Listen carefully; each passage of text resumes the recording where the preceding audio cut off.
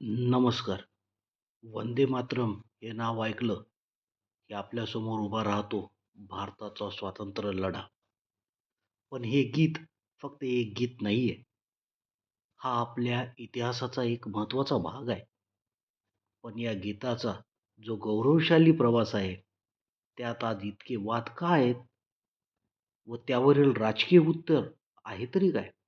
चला आज याच सगळ्या गोष्टीवर आज प्रकाश टाकूया.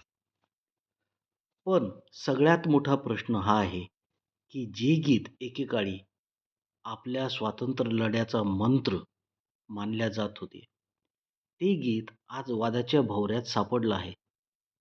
या प्रश्नाच्या मुळाशी जाणं आज आवश्यक झालेलं आहे. ठीक आहे, सगळ्यात आधी या गीताच्या प्रवासाला सुरुवात करूया. संपूर्ण देशाला एकत्र आणण्यात माहीत आहे, वंदे मातरमची भूमिका खूप मोठी होती. त्याचा इतिहासही तितकाच जबरदस्त आहे. या गीताची ओळख होती स्वातंत्र्याचा मंत्र म्हणून. अहो जरा विचार करून बघा, कितीतरी क्रांतिकारक हे वंदे मातरमचा जयघोष करत हसत हसत फासावर गेले. या एका गोष्टीवरून या गीताची भावनिक ताकद व महत्त्व आपल्याला लक्षात येते.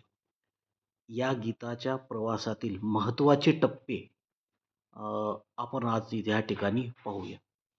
या गीताची सुरुवात होते 1870 च्या दशकात, जेव्हा बंकिमचंद्र चॅटर्जी यांनी त्यांच्या आनंदमठ या कादंबरीत हे गीत लिहिलं. मग 1896 मध्ये खुद्द गुरुदेव टागोर यांनी काँग्रेसच्या अधिवेशनात हे गीत पहिल्यांदा गायलं आणि त्यानंतर 1905 मध्ये बंगालच्या फाळणीच्या विरोधात हे गीत जणू काही क्रांतीचा एक आवाजच बनले व बघता बघता संपूर्ण भारतात वंदे मातरमची लाटच पसरली. मग प्रश्न येतो की एवढं प्रेरणादायी गीत वादाच्या वादात सापडलंच कसं? यातील काही कडव्यांना मुस्लिम समाजाचा विरोध होता. आता हा विरोध का होता हे आपण समजून घेऊया. तर या विरोधाचं मूळ कारण आहे एकेश्वरवाद. म्हणजेच बघा, मुस्लिम समाजात फक्त एकाच देवाची म्हणजे अल्लाची पूजा केली जाते. त्यामुळे मातृभूमीला देवी मानून तिची पूजा करणे हे त्यांच्या धर्मात शिर्क म्हणजे पापच मानलं जातं. त्यामुळे त्यांच्या धार्मिक भावना दुखावल्या जात होत्या. आता इथे एक गोष्ट लक्षात घेणं महत्त्वाचं आहे. या गीताचे 2 भाग आहेत. पहिली 2 कडवी आहेत, ज्यामध्ये देशाचं, मातृभूमीचं वर्णन आहे. त्याच्यामध्ये आपण बघतो की वंदे मातरम, सुजलाम सुफलाम मलयज शितलाम हे भारत देशाचं वर्णन आहे.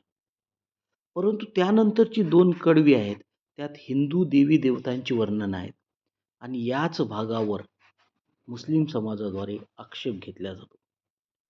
आता या वाढत जाणाऱ्या वादावर तोडगा काढण्यासाठी प्रयत्न झाले नाहीत अशातला भाग नाही. स्वातंत्र्यापूर्वीही प्रयत्न झाले आणि एक समिती काँग्रेसच्या याच्यामध्ये अधिकारात एक समिती स्थापन करण्यात आली. या उच्चस्तरीय समितीमध्ये पंडित जवाहरलाल नेहरू, मौलाना अबुल कलाम आझाद व सुभाषचंद्र बोस सारखे थोर व्यक्ती होते व या समितीने रवींद्र रवींद्रनाथ टागोरांचा सल्ला घेऊन एक महत्त्वाचा निर्णय घेतला. तो असा होता की वंदे मातरमची फक्त पहिली 2 कडवी म्हणजे ज्यात फक्त मातृभूमीचं वर्णन आहे, तीच राष्ट्रीय गीत म्हणून स्वीकारली जातील असं निश्चित केलं. पुढे 24 जानेवारी 1950 मध्ये आपण ह्या 2 कडव्यांनाच भारताचं राष्ट्रीय गीत म्हणून अधिकृतपणे स्वीकारण्यात आलं आणि या समितीने उर्वरित 2 कडवी जी आहेत, ज्याच्यामध्ये धार्मिक वर्णन होते देवी-देवतांची, ती सरळ-सरळ त्याच्यातून वगळली.